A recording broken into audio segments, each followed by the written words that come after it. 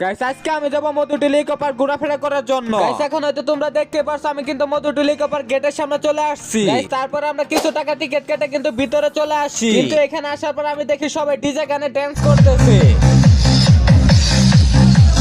তারপর আমি ওইখান থেকে ওদের ড্যান্স দেখে মুগ্ধ হয়ে একটু ভিতরে চলে আসি, কিন্তু এখানে আসার পর দেখি ওমা এগুলো আবার কি? এগুলো তো দেখে মনে হয় মাথায় দেওয়া ফুল, তবে এগুলো দেখে তো কোনো লাভ নেই। এর কারণ হলো আমার ফুল নেওয়ার মতো কিন্তু কোনো লুক নেই। আর এখানে আসার পর দেখি বিভিন্ন ধরনের আসবাবপত্র নিয়ে বিভিন্ন ধরনের দোকান সাজিয়ে মেলার মতো বসে আছে। আর এগুলো দেখতে কিন্তু আমার অনেক ভালোই লাগতেছিল, আর তাই একটু ঘুরে ঘুরে দেখলাম যে কোন দোকানে কি কি আছে।